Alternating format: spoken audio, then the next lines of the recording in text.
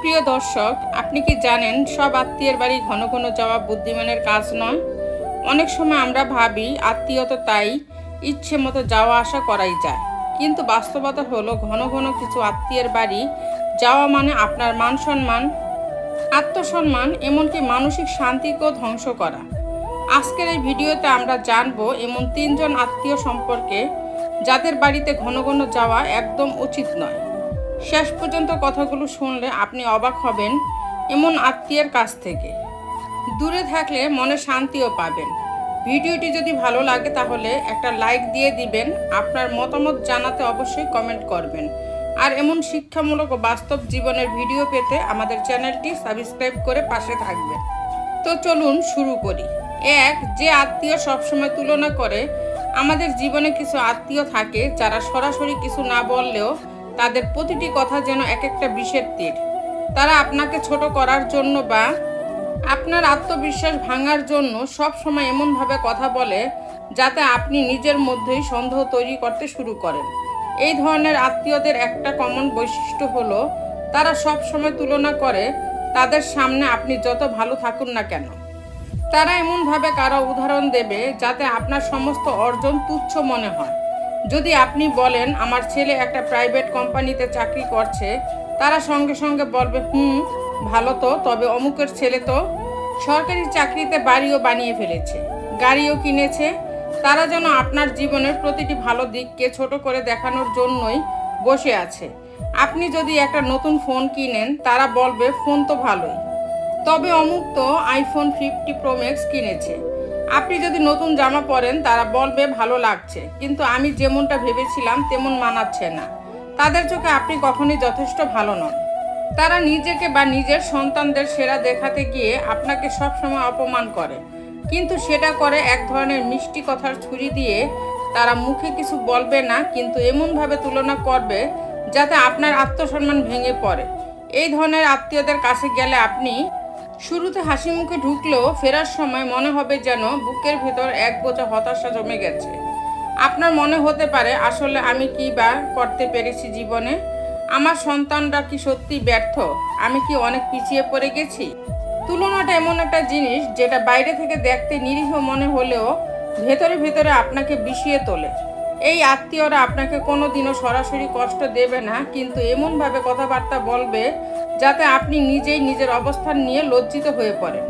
এই মানুষগুলো কখনো আপনার পাশে থাকবে না যদি আপনি সমস্যায় পড়েন।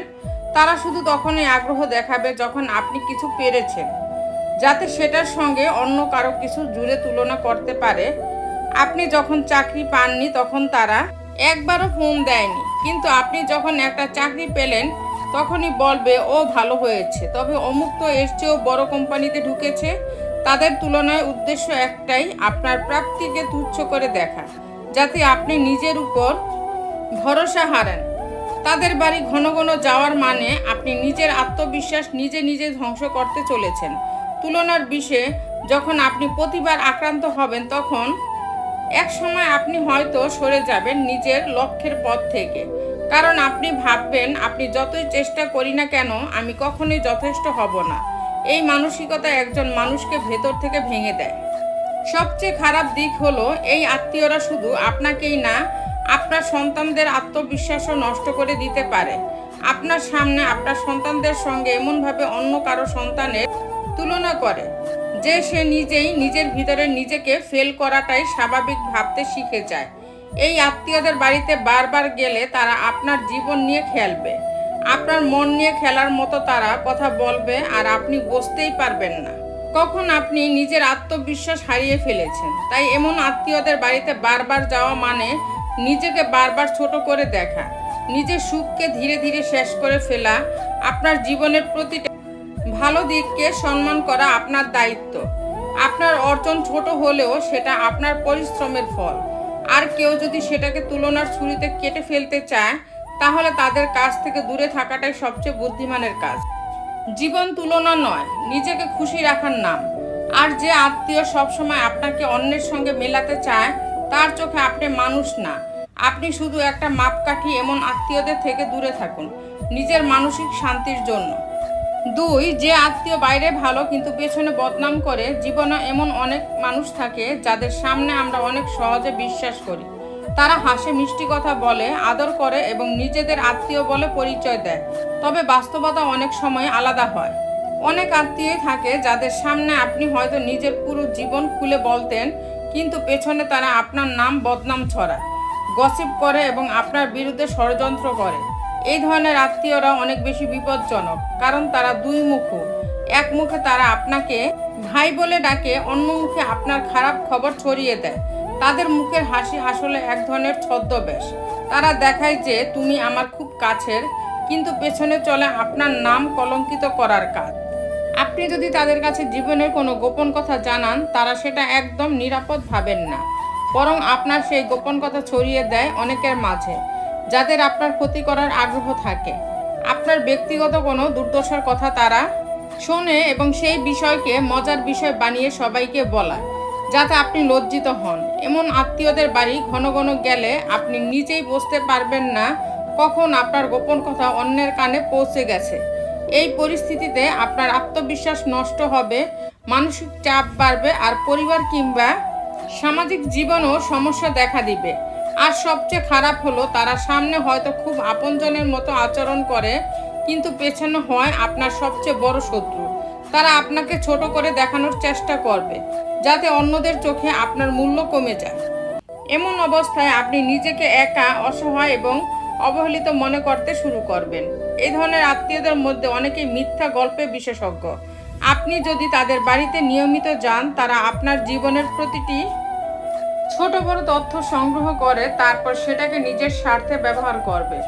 যেমন তারা আপনার সাফল্যের বদলে ছোটখাটো ভুলগুলো তুলে ধরবে। এমনকি কখনো কখনো তারা আপনার পরিবারের অন্য সদস্যদের সম্পর্কেও মিথ্যা বলবে, যাতে আপনাদের মধ্যে দূরত্ব তৈরি হয়। 3, যে আত্মীয় কেবল নিজের সুবিধার জন্য আপনাকে ডাকে। জীবনে এমন আত্মীয়রাও আছেন যারা আপনাকে শুধু নিজের সুবিধার জন্য ব্যবহার করে। তারা সত্যিকারের সম্পর্ক নয়, শুধু স্বার্থ দেখে। আপনার কথা শোনে না, আপনার কষ্ট বোঝে না। তাদের কাছে আপনি শুধুই একটা হাতিয়ার, যাতে তারা নিজের কাজ করতে পারে। যখন তাদের দরকার হয় তখন তারা আপনার সঙ্গে যোগাযোগ করে, কিন্তু যখন আপনার তাদেরকে প্রয়োজন তখন তাদের কোনো খোঁজ পাওয়া যায় না।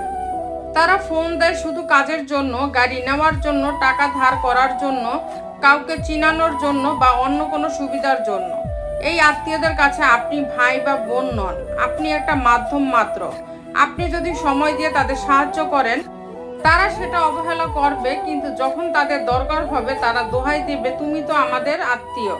তাদের জন্য সম্পর্ক মানে সুযোগ সুবিধা, ভালোবাসা নয়। এমন আত্মীয়রা প্রায় আপনাকে এমন কাজের জন্য ডাকে যা তাদের নিজস্ব দায়িত্ব, যেমন অফিসের কাজ সমাধান করানো, ব্যক্তিগত যোগাযোগ গড়ে তোলা, টাকা ধার করা ইত্যাদি। আপনার কাছ থেকে সুবিধা নেওয়ার পর তারা আবার আপনাকে ভুলে যায়। এই ধরনের আত্মীয়রা কখনো আপনার জন্য কিছু করবে না, আপনাকে গুরুত্ব দেবে না, কিন্তু আপনি যখন সাহায্য করতে চান তখন তারা সময় দেয় না। এমন পরিস্থিতি আপনার মানসিক স্বাস্থ্যকে ক্ষতিগ্রস্ত করবে, কারণ আপনি বারবার ব্যবহৃত হওয়ার অনুভূতি পাবেন। আপনার মূল্য বোঝার পরিবর্তে তারা আপনার সাহায্যকে স্বাভাবিক বলে মনে করবে। এরা কখনো আপনার পাশে দাঁড়াবে না, কিন্তু আপনার সাহায্যের জন্য সবসময় প্রস্তুত থাকবে। এই লেনদেনমূলক সম্পর্কের কারণে আপনি ক্লান্ত হয়ে পড়বেন, এমনকি নিজের আত্মসম্মান নিয়ে সংশয়ও শুরু হবে। তো বন্ধুরা, ভিডিওটি যদি ভালো লেগে থাকে তাহলে ভিডিওটিতে একটি লাইক করে দিবেন, চ্যানেলটিকে সাবস্ক্রাইব করে পাশে থাকবেন। আর হ্যাঁ, নিজের খেয়াল অবশ্যই রাখবেন, কারণ এই স্বার্থপর পৃথিবীতে আপনার খেয়াল কেউ রাখবে না। দেখা হচ্ছে পরের ভিডিওতে, ততক্ষণ সুস্থ থাকবেন। Take care.